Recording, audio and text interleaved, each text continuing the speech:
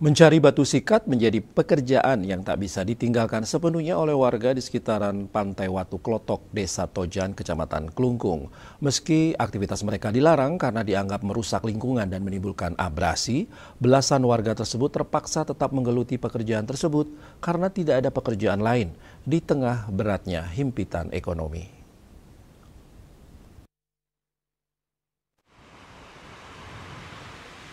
Aktivitas pencarian batu sikat di sekitar Pantai Watu Klotok, Desa Tojan, Kabupaten Klungkung kembali mendapat sorotan beberapa minggu terakhir. Alasannya, jika dibiarkan, dikhawatirkan berpotensi menimbulkan kerusakan lingkungan akibat aktivitas pengambilan batu sikat dalam jumlah besar, serta tidak menutup kemungkinan akan menimbulkan abrasi. Selain itu, pendirian tenda-tenda darurat di pinggir pantai serta tumpukan karung-karung berisi batu hasil pencarian di akses jalan menuju Pura Sad Kayangan Watu Klotok dinilai membuat kawasan tersebut terlihat kumuh. Beberapa warga pencari batu sikat mengaku sadar betul jika aktivitas mereka di Pantai Klotok ini mendapat larangan dari pemerintah.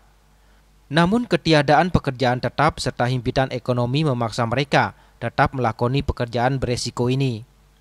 Lebih lanjut, para pencari batu sikat ini mengutarakan jika ada alternatif atau pekerjaan tetap lain yang bisa dilakoni, mereka tidak mungkin memilih pekerjaan sebagai pencari batu sikat ini.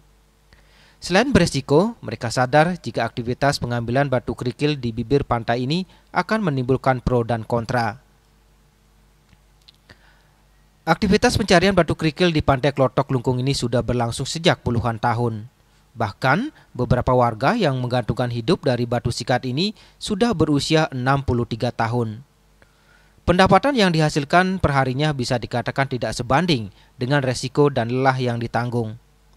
Setelah dipilah, batu sikat ini akan dibeli oleh pengepul dan dijual Rp14.000 hingga Rp16.000 per karung sesuai dengan besar serta kualitasnya.